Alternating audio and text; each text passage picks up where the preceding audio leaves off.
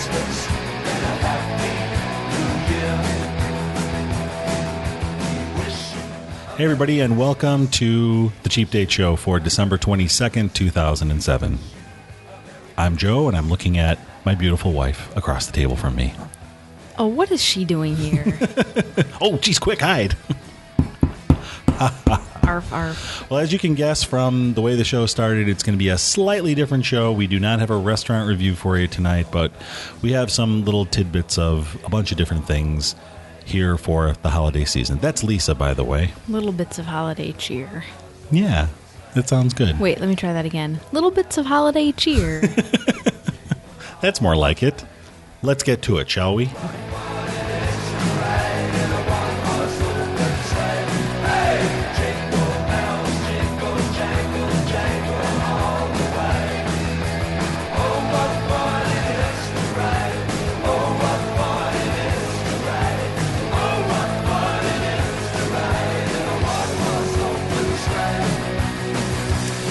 All right, one of the things that we enjoy doing is, we enjoy doing a lot of different things.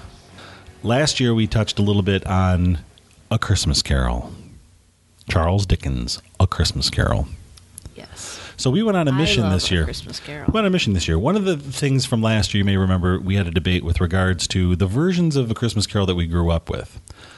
Lisa grew up with the version starring George C. Scott. Who else? And I grew up with the version starring Reginald Owen and the Lockhart family as the Cratchit family. We decided to... Oh, and so on top of all of this, we also added 2 more Christmas carols to our repertoire, if you will. We saw the Goodman Theatre's production of A Christmas Carol, the play, which is the 30th anniversary of this performance, which was absolutely wonderful, would you say? Don't give it away. Okay. And then we also saw A Muppet Christmas Carol, just to sort of get the other end of the spectrum. Yes. So. And I remember Mickey's Christmas Carol from when I was little. We'll need to check that out. We'll check that out. As we continue to expand our... Dickensian adventures. Yes. Okay. So, what do you want to talk about first? Well, let's review. You grew up with the George C. Scott version. Right. Which was 1984 made-for-TV production. The reason I grew up with it, I don't know if they showed it every year, but we had it on tape. And as far as I know, the version we taped back in 85, right after we got our very first VCR, was sponsored by IBM. Very prominently sponsored by IBM. Yeah. So let's compare. Let's talk about... How do you want to talk about it? You want to talk about the differences? You want to talk about the things you really like, the things you don't like? I'll tell you what I really like about the George C. Scott version. I hope I'm not covering stuff I covered. I don't remember last year. Nobody remembers what I said last year. Okay. They're all drinking eggnog and... That's what we should be doing.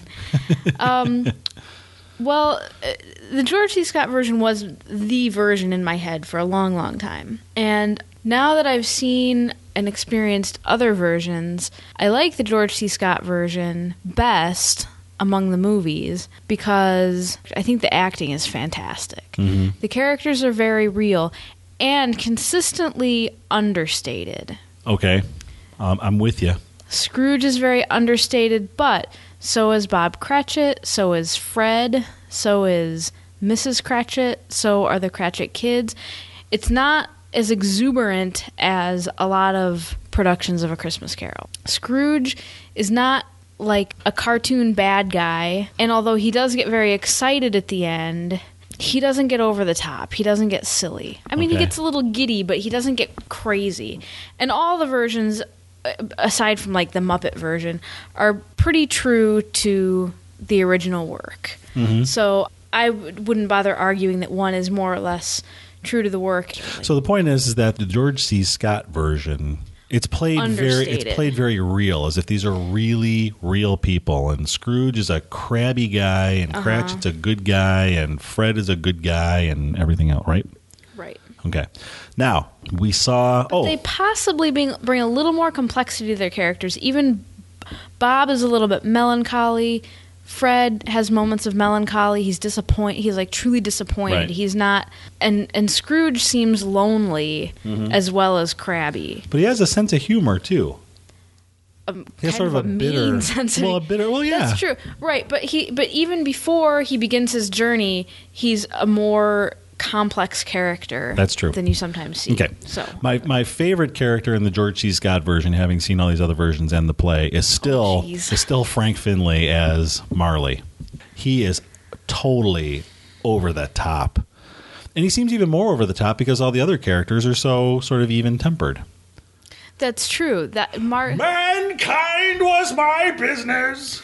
That's true. Of the Goodman Theatre version aside, we'll deal with that as a whole separate thing. Other than that, Marley in the George C. Scott version is the most exuberance, not the right word. The most intense. Yes, Marley. most intense Marley. Most intense character, I think, in a lot of ways, too. In that version, In that definitely. version, yeah. So that's the Scott version. I grew up with the Reginald Owen version, which is an MGM production. MGM in their classic ways in the 30s. Dress things up a little bit. They cut a lot of stuff out. They changed the plot a little bit because in the MGM version, Cratchit gets fired for hitting Scrooge on the head with a snowball. They made a lot of changes that I felt were unnecessary. They did. Well, they were appealing. They were trying. MGM had a very factory mentality back then, and they were out to please as many people as possible when they made these movies. Maybe they Americanized it a little and they bit. Americanized it a lot, I think. The church thing. They changed the name of Scrooge's sister. She went from Fan to Fran. Yeah, that was just... come on, you think we can't handle Fan? That's right. The one person who was consistent across all productions that we have seen thus far, even in the Muppet version, is the Ghost of Christmas Present.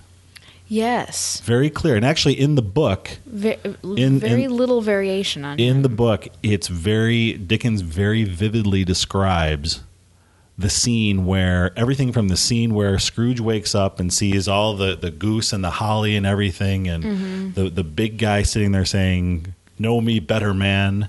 It's very vividly, and even down to the way he's dressed. And every version we've seen, the guy is dressed exactly the same way. Christmas Present. So the other thing that, and they changed the way it ended as well. Scrooge still, is a good guy and everything at the end. Spoiler alert. They kind of changed it around. Tiny Tim doesn't die. And the thing is, that's the version. Yeah, that's the version that I grew up with. The Reginald Owen. The Reginald Owen version. So those are the two that we went by. So then we went last week and we saw the Goodman Theatre production, which, if you're in the sound of our voice and you're listening to this before the production closes, seriously check this out because this is a wonderful production. They knocked it out of the park. I like A Christmas Carol. I like Dickens, but I've never seen a version that I thought was better than the George C. Scott version.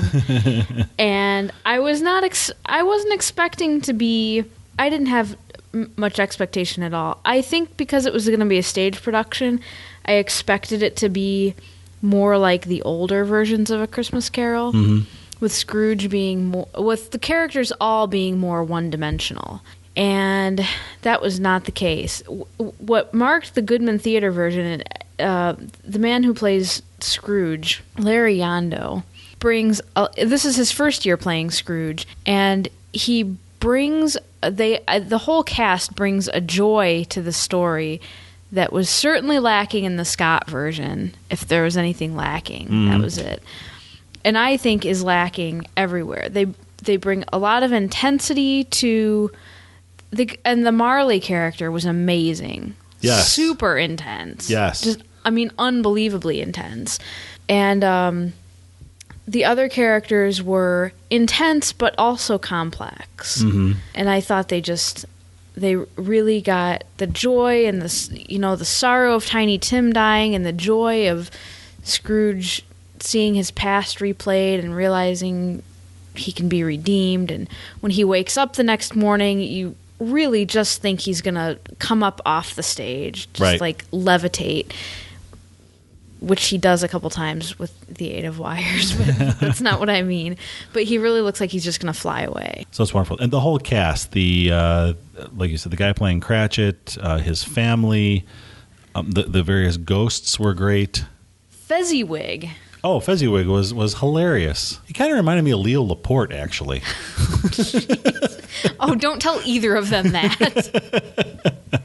Really, totally Christmas amazing. Eve, Dick.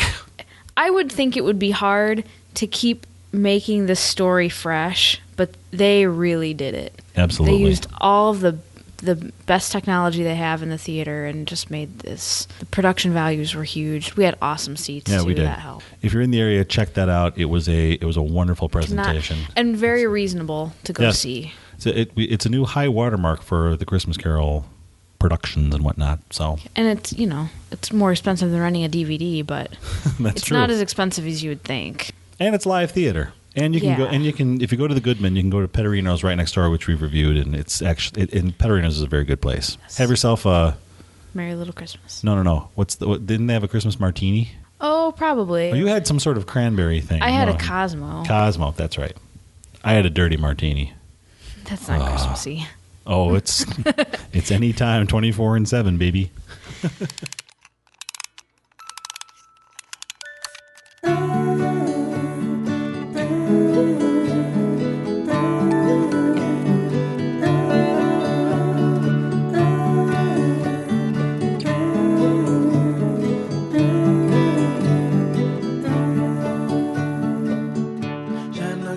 All right. So that's So that. what else? Oh, well, now we have a special guest. Oh, we do? Mm-hmm. Let's talk to Rebecca. Hi, Rebecca. Hey, Bex. What's going on? Nothing. What's up? Hey, at a Christmas time like this, why don't you tell us some of your favorite things to eat around the holiday? What's your favorite Christmas cookie, Christmas candy, candy corns, candy canes? No, I think I'm gonna have to go with the meatballs Grandma makes Yeah? and these little hot dogs that Mom makes, like Yeah. at our hors d'oeuvre party. Oh, yeah, little hot dogs wrapped in biscuits. Sure, yeah. And you cook them up. Those are so good, delicious. What about Christmas cookies? What about them? They're delicious. Do you have a favorite kind? There's only one. There's only the cutout ones. Those are the only Christmas cookies you can have. Really? So, Yeah. like, if we had other kinds, you wouldn't be allowed to have them? Like, they're not classified under the Christmas cookie category. Oh, okay. What about candy? Oh, What? I've surprised Rebecca with a box of her favorite Christmas candy. Tell us what you got there. Fannie Mae Holiday Mint Meltaways. Yeah. So, what's unique about these holiday mint meltaways? Well, they have red and green sprinkles. Yeah. I wait all year for these. So good. What about Dad's Mad Matzo Ball soup Well, that's pretty good. and the latkes? Oh, latkes. Can't go wrong with latkes. So, Beck, tell us about one of your favorite Christmas stories. Please do. Nice sniffle, by the way. Oh, okay. Well, I have two. Okay, 2 Christmas stories for the Beck. Okay. So they both have to do it with when I was younger. But we were at, what was that, Spring Hill Mall. And I had my ballerina bear, which was the coolest stuffed animal in the world, by the way. And I was, like, in love with it. And then I lost it. Well, it's the same thing. Oh, And that was Rebecca's phone. it never rings. I know. Anyways, I lose ballerina bear. Total tragedy. And We don't know where. It was just you and me and Emma, who was in a stroller at the time. Yes. And it was a huge deal because I was totally attached to her. And then I got really sad. Then Christmas rolled around, like a few weeks later. Yep. I opened one of my presents, and guess what's there? Ballerina bear. Santa Claus found Ballerina Bear. Santa is real. Magic. What did I always tell you when you were... One time you came up to me and you said, Dad, are you Santa Claus? And what did I say? Stop believing and see what happens. No. True that. So it was very cute because when your little sister started asking questions like that, you just said, Emma. Stop believing. See what happens. So that was that. So that was one of your favorite stories. What was your other one? Well, more recent, but not so recent. Like 5th grade, 6th grade or something. When I wanted the new American Girl doll kit. And Oh, yeah. I slept over at Dad's house for Christmas Eve. And I opened up all my presents. Went up, All you had asked Santa Claus for that Kit. year was Kit. Oh, my God, that's all you wanted was Right. the Kit doll. I opened up all my presents Christmas Eve and all my presents Christmas Day. And then it was time to go back to Mom's house, and I still didn't get Kit. So I was like, okay, well, maybe I'll have a look at Mom's house. And then we get all our stuff from Dad's car, and he put it inside Mom's house, getting ready to say goodbye. And Dad's like, oh, wait, there's something else in my trunk. So like, okay. So we go out to the trunk with him, and sure enough, there's 2 Kit dolls in the trunk. And you said, yay, 2 Kit dolls for me and none for Emma. That's how it goes. That was like awesome. Were you like totally surprised? That was a total surprise Yeah. because I was like, I'm not getting Kit. I don't know what I'm going to do. How will my Christmas go on? So what do you want this year for Christmas? A new iPod. Yeah. Which iPod do you want? The new Nano. It's Okay. pretty sweet. Some of my friends have it. I think it's really cool. Yeah. iPod speakers, a big curling iron, the ones they use at Mario Takochi, So anything else? and I know something that you're going to be getting around your birthday this year. driver's license. No, man. Look out roads. Car. Look out Arlington Heights. How Well, I about don't a know car? about a car. Hint, Well, car. how do- that's not much of a hint. Dad, here's a hint. I want a car. Yeah. Okay. Please. Please. So what are you going to do New Year's Eve? Have you decided? You and Lisa are going to go out partying, right? Me and Lise have got this all planned out. We're going to go hit up a few clubs downtown. Yeah? You got your fake ID lined up? Got that all lined up, set. I'm all set. Just me and Lise can go get some nice clubbing outfits, you know. Oh, yeah, I know the kind. Yeah, you just act like you don't know what's going on. Take Emma to a movie or something. And then you guys are going to be out clubbing. Yeah, we'll be back around early morning. Yeah. Maybe stop for breakfast somewhere. Yeah. Rock on. Oh, you want to hear something hilarious? Yeah, go for it. Lisa and I were downtown this past weekend, and we went into Crate and Barrel downtown on Michigan Avenue. And there was a guy in front of the Crate and Barrel, and he was ringing a bell.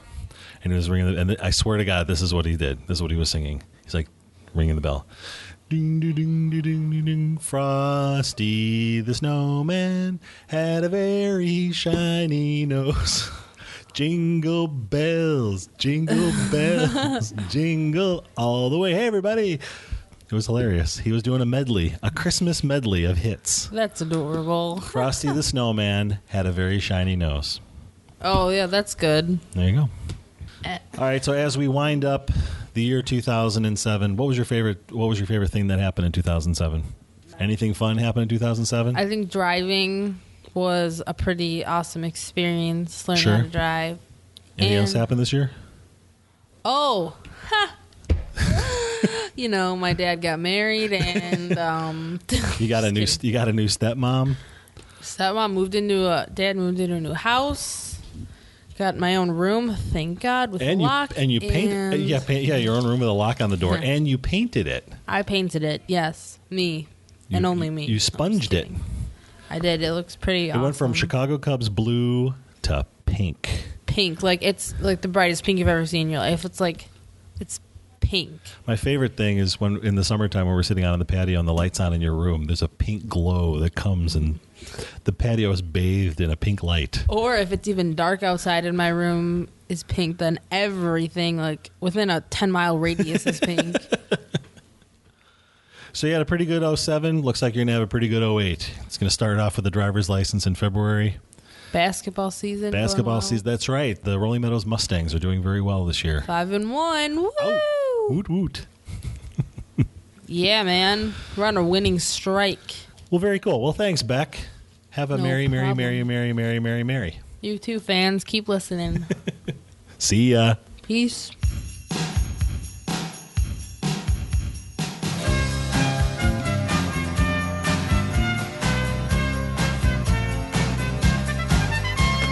Thanks for Christmas. Thank you for the love and happiness that's snowing down all around. Thanks for Let's talk more Yes. about food. That is our thing. Lisa is going through a Christmas cookie binge right now. Not binge. You know what Cooking binge. You know what I decided I want to do? What? This was going to be my new hobby. I want to dig up and recreate old recipes. Okay. Somebody on NPR made figgy pudding out of suet Yeah. and, figs and stuff. That's going to be my... I guess that would be part of the figgy pudding thing. That's going to be my new thing. I'm going to find old recipes. But what I've been doing lately is traditional cooking, meaning traditional from my childhood, which was really only about 15 years ago. Anyway. Just a baby. Yeah, traditional cooking from my childhood, and in particular, Christmas cutout cookies, which aren't like rocket science, but didn't really come easy to me. I've had a couple not so hot experiences with making my own Christmas cookies, and then this year I really nailed them. Mm-hmm. I have a great recipe from my mom. Makes a full 6 dozen cookies. Cutout cookies. Cutout cookies. Yeah. Icing, sugar sprinkles. Oh, yes. Whole deal. I got to be part of the initial batch. Tasting of the initial batch, and oh my god, they're awesome. And since it made 6 dozen cookies, so did all my coworkers and everyone in the family. And So Bunch got to come to my office. Bunch got to go to your office. we're in charge of cooking for going to Grandma's house, or in charge of cookies For Grandma's house. for Grandma's house. So I wanted to make sure they were the very best cutout cookies. We're going to try a couple new recipes too. We're gonna make. Oh, should I make molasses cookies? Oh, you make the most awesome molasses cookies. They're really more Thanksgiving cookie, but I didn't make them at all this fall. Well, let's do it. I'm gonna make peanut butter cookies with Hershey Kisses in the center. Mm-hmm. Those cookies have a little oatmeal. Oh, that's what we need to get. A little oatmeal to make them a little more robust in texture and not like a sugar cookie. What else? I learned how to make peppermint bark. Oh, yeah. It's ridiculously easy. You just melt chocolate and crush up candy canes and sprinkle the crushed candy canes on the peppermint bark. Mm-hmm. Right now there's a rum cake cooling on There's the a rum counter. cake cooling on the counter, which I am going to... This is a recipe that I used to make not long after not long after it was legal for me to buy alcohol. I started making this rum cake, and I haven't made it. I think I haven't made it in probably a good 7 years. And I finally found the recipe on the internet again. And it's actually the Bacardi rum cake, which is on there, but I use Myers rum instead, which is a much more of a robust rum to me than Bacardi Dark. And yeah, I'll be finishing that up shortly. I just need to glaze it still. Oh, and we're going to make those little cornflake wreaths with the green holly food wreaths. coloring and Oh, I love those. marshmallow. Mm-hmm. And somebody I work with made I pick up these little chocolate cookies and I taste it, and it tastes exactly like a Girl Scout cookie. I'm thinking, oh, this is pretty cool. What is it? And then her husband, who also works there, said, it's a Ritz cracker. It's a Ritz cracker dipped in chocolate with peppermint oil. And it tastes exactly like a Girl Scout Thin You mean Mint. peppermint oil is like mixed into the chocolate? Mixed into the chocolate, and then you dip the Ritz cracker Is in the there. Ritz cracker still white? Yeah. Like a Ritz cracker? Yeah. But it's so thin, and the chocolate, if you do it right, is nice and thick. You don't even notice it. But it doesn't taste salty. Not at all. Pas du tout, as they say. It's delicious. Fascinating. Yeah, So we'll be have to doing try that as well. So we'll probably have a full report after our little holiday cooking excursion. Definitely. Mm-hmm. So that's wonderful. Now, you're going to do what my mom does what my mom used to do when we were kids, and when you make your cookie dough, you're going to put it in the bowl and then put a little sign on it that says, do not eat, with a little skull and crossbones on it. My mom used to do that. She'd write, do not eat, with a little skull and crossbones, and then she'd write Mom, M-O-M, with a little smiley face in the O. Talk about your mixed messages. No wonder I turned out the way I did. It's so funny. You know what? That's what it is to be a mom. If you scare me like that again, I'll kill you. Or if anything ever happened to you, I would kill you. So that sounds good. I'm I don't looking think forward to that'll be this. necessary, but I'm going to get the cookies ready in the next couple days so we can all ice them together as a family and do sprinkles. We have some sprinkle artists. Oh, Lord, get the vacuum cleaner out, because we're going to be cleaning up. No kidding. No kidding.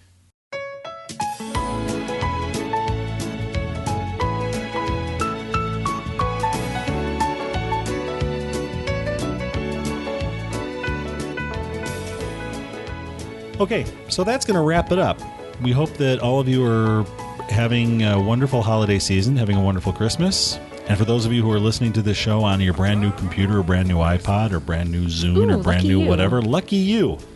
And our show is normally not quite like this, but we think you might like it. So if you like what you hear, stick around. And in between all those cookies and all that wrapping paper, take a little time, slow down, look at the Christmas lights. Aww. Do that. December just flies by now. I know. Now today, December 22nd, is the first day of winter. And it's supposed to be like in the 40s here today. Yeah. And the moon is closer. No, well, the moon is closest to the Earth Oh, than it's been all month. I thought we had turned into an astronomy show. We have. Well, we'll leave that to Jack Horkheimer. But I learned this from watching Jack Horkheimer. Gotta get I love plug-in from him. Stargazer. I know you do. Just if we're going to change the format, please tell me before the show begins. But here you go. There's a full moon tomorrow night on the 23rd, so look at it, and you'll see Mars to the lower left. This is really cool stuff, though. 'Cause no, remember, we this is saw that cool. all your I parents. do, yeah. So Mars is going to follow the moon all across the sky on the 23rd, and on the 24th, it's going to be really bright. So if it's sunny outside, if it's clear outside, if there's no clouds, you'll get to see the moon and Mars, and they should be really, really bright in the sky because Mars is closer now than it's been in a very long time. Yeah. Horkheimer says it'll be brighter than Rudolph's nose. If you have kids, you can play a nice trick on them. That's right. Lisa went to space camp. You should appreciate all this stuff. I do. Okay. Look, it's Rudolph's nose. It's Frosty's nose. Okay, so that's going to be it. Have a wonderful rest of the holiday season. Have a great new year. We will talk to you next year. And if people want to get a hold of us, Lisa, how would they do that? They should email cheapdateshow@gmail.com. Or you can leave us a voice comment at 206-203-3283, which spells date. So send us an email or shoot us a voicemail, and we would love to hear from you. And we hope you have a wonderful, wonderful holiday season. We'll talk to you next year with a brand new episode of Cheap Date. I can't wait. Have a Happy New Year, everyone. A Merry Christmas and Merry a Happy New Year. Christmas. Oh, I got red lights all around. I'm driving home for Christmas, yeah. Get my feet on holy ground. So I sing. It only seems right that I should lift a glass to my employer. I give you Mr. Scrooge, the founder of the feast. The founder of the feast, indeed. If I had him here, I would give him a piece of my mind to feast upon, and I bet he would choke on it.